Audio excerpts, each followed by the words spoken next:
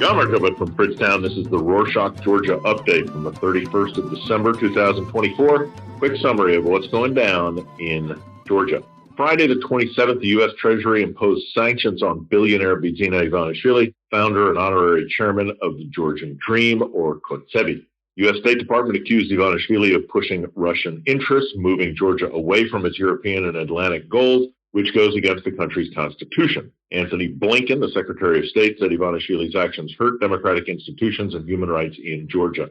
As a result, Ivanishvili was added to the U.S. Treasury's list of specially designated nationals, freezing any assets he has in the U.S., and, importantly, blocking U.S. citizens from doing business with him. On Sunday the 29th, while the illegitimate president Mikhail Saakashvili, backed by the ruling party, was taking an oath, President Salome Zurabishvili addressed the crowd outside of the presidential palace. She had not revealed whether or not she would stay in the palace or leave till later that day. The ruling party had threatened to jail her if she refused to leave. In her speech, Zurabishvili stated that her legitimacy came from the public, not the building. She decided to leave on her own terms, joining the demonstrators on the street to continue the fight for new elections and the release of protesters. She invited everyone to celebrate the new year with her on Rustaveli Avenue, where protesters had gathered daily for the past month. Many Georgians and European politicians consider her the legitimate president.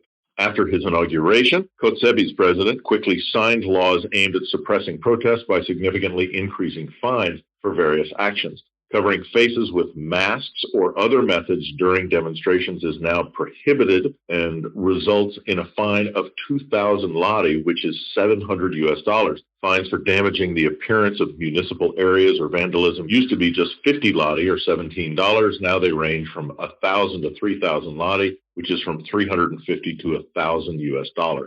Fines for violating other rules of gathering and demonstrations have increased from 500 lari, which is about $170, to 5,000 lari, which is $1,700. Organizations face fines of up to 15,000 lari, which is over $5,000. Fines are incredibly disproportionate to Georgians' average monthly income of 1,900 lari, which is less than $700. Also note that these laws do not apply to police and special forces, who still habitually cover their faces out of fear and humiliation. The day after Kotsebi's president Saakashvili signed the laws, demonstrators in Zubidi, a city in western Georgia, protested them by lighting flares and wearing balaclavas. Both actions are now prohibited during demonstrations. The police asked 3 participants to remove their balaclavas, but the demonstrators responded that Saakashvili was not a legitimate president, so the laws he signed had no authority. At least one participant was charged with breaking the law, and it remains to be seen whether the court will impose a hefty fine or just issue a warning. On the subject of 2 presidents and legitimacy, very interesting IPM Market Intelligence Caucus's poll conducted a nationwide phone survey on Tuesday the 24th and Wednesday the 25th with 800 respondents over 18 years old. When asked who they consider the country's president, 46 named Zurabishvili, 22 chose Saakashvili, 16% said neither, and 16% didn't know or refused to answer. Regarding the release of all the individuals arrested during the protest, 72% supported immediate release, 17 opposed, 11 did not know or refused to answer. Up next, on Saturday the 28th, TV channel Tbilisi aired an interview with Colonel Irakli Shashemelashvili, the head of the Operational Planning Department of the Special Task Department, which resigned during the brutal crackdown on demonstrators. He said that the police's treatment of protesters was a watershed moment for him. He found it morally and emotionally unbearable, leading him to request to leave due to personal reasons. Shashemelashvili said he received threats, including towards his children, and that the use of force during protests was aimed at instilling maximum fear. He also criticized the government's lack of accountability, stating that no one would be held responsible for police violence. He mentioned the involvement of undercover government agents in protests aiming to demonize protesters. He left the country with his family 2 days before the interview was aired.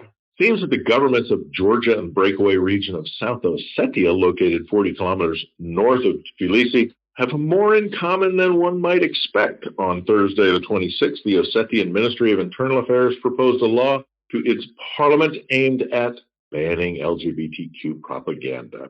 Similar law was passed in Georgia during the summer. According to a statement from the Ministry of Internal Affairs, some citizens of South Ossetia were using a social media platform banned in Russia that allowed LGBTQ people to connect. The ministry also said that individuals were publishing photos of citizens on these networks to falsely accuse them of being part of the LGBTQ community.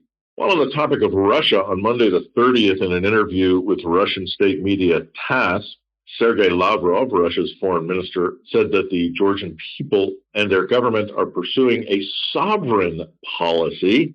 Guy loves that word. And they do not want to become pawns of the West, implying that they prefer to be pawns of Russia. According to him, the U.S. and EU are giving Georgia an ultimatum. The country has to be with or against Russia. Who's issuing the ultimatums here? Lavrov. Lavrov also stated that the question about the legitimacy of the parliamentary elections is hypocritical, as it only arises because Washington and Brussels did not like the outcome. As we have shown so many times before, the outcome was, in fact, not legitimate and did not reflect the will of the Georgian people.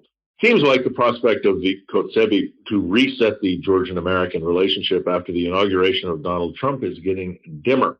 Joe Wilson, the Republican U.S. representative, became the chief critic of the Kotzebue on Twitter, calling for even tougher sanctions against what he called the pro-Iranian and pro-Chinese party. Also, Trump's nominee for Deputy Secretary of Defense, Stephen Feinberg, might be one more nail in the coffin. Feinberg is the founder and co-director of Cerberus Capital Management, which in 2019 planned to participate in the development of the deep-water port of strategic importance in Anaklia, located on the Black Sea coast of western Georgia. However, Kotzebue terminated the agreement and later chose to go with a Chinese company instead. Remains to be seen if Feinberg still holds a grudge, but this certainly does not look good for the Kotzebue. Note that when the Kotzebue chose to do this, they also tried Mamuka Khazaradze for completely fake charges of money laundering during the 2008 war when TBC bank released funds that prevented a currency collapse.